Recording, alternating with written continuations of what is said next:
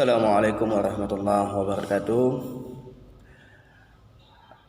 Bagi siswa-siswi Bapak kelas 10 semua jurusan, pada kali ini kita akan melanjutkan materi pembelajaran kita tentang sumber-sumber hukum Islam yang pada poin yang lalu kita telah mengkaji mengenai Al-Quran dan hadis. Dan kali ini kajian kita itu mengenai sumber hukum Islam yang ketiga, yaitu ijtihad. Ijtihad itu adalah pendapat-pendapat para ulama dalam menentukan suatu hukum. Jadi ijtihad, sumber hukum yang ketiga ini digunakan apabila di dalam Al-Quran dan Al-Hadis tidak ditemukan secara jelas hukumnya, hukum tentang sesuatu, maka kita gunakan ijtihad. Ijtihad ini kan dikatakan pendapat-pendapat para ulama, maka ulama yang berijtihad disebut sebagai mujtahid. Ijtihad ini dibagi ke beberapa bagian. Yang pertama yaitu ijma. Yang pertama adalah ijma. Yang kedua adalah qiyas. Yang ketiga itu adalah maslahah mursalah. Jadi yang pertama tadi yaitu mengenai ijma. Bagian yang pertama mengenai ijma. Ijma itu apa? Kesepakatan para ulama dalam menentukan suatu hukum. Yang kedua qiyas. Qiyas itu apa? Mempersamakan dalam pendek katanya yaitu mempersamakan. Namun kalau kita bisa lanjutkan lagi, mempersamakan apa? Apabila ada suatu hukum yang lalu dijumpai di zaman sekarang, maka disamakan dia hukumnya. Yang ketiga yaitu maslahah mursalah, mengambil berapa besar manfaat dari suatu dalam menentukan suatu hukum itu. Artinya apa? Kemaslahatan umat ditentukan mengenai apa kemaslahatan umat, tapi ingat dalam hal yang baik. Jadi di dalam ijtihad ini peran penting itu adalah ulama. Ulama ini juga tidak sembarangan dalam berijtihad. Seorang ulama kalau ingin berijtihad harus memenuhi beberapa syarat.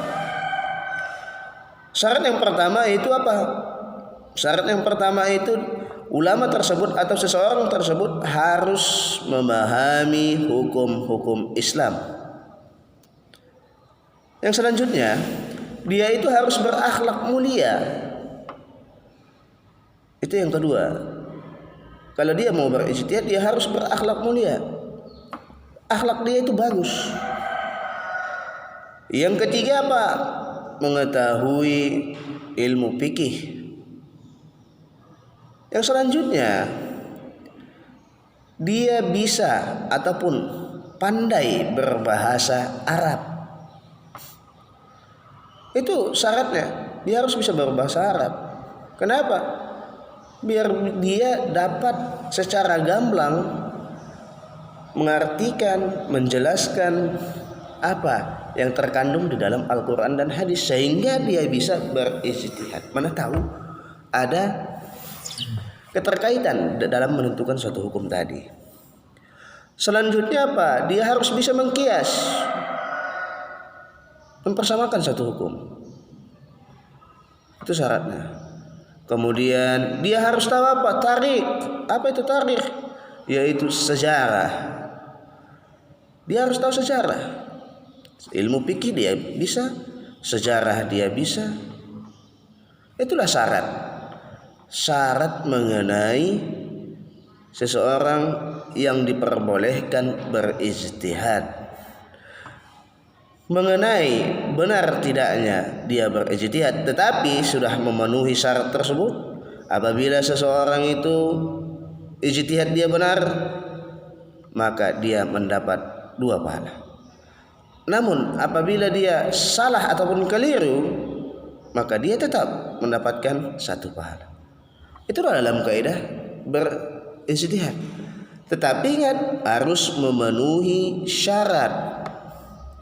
Dia bisa menguasai ilmu fikih, tahu tentang hukum-hukum Islam. Itulah seharusnya. Bahasa Arab dia kuasai. Jadi kan tidak sembarangan seseorang untuk melakukan ijtihad. Maka di dalam ijtihad ini merupakan sumber hukum yang ketiga, digunakan apabila tidak ada secara jelas disebutkan di dalam Al-Quran dan hadis. Maka kita gunakan ijtihad. Cukup sampai sekian yang dapat Bapak sampaikan mengenai sumber-sumber hukum Islam. Yang pertama yaitu Al-Quran. Mohon diingat, yang pertama Al-Quran, yang kedua Al-Hadis, yang ketiga ijtihad. Itulah sumber hukum Islam yang kita gunakan.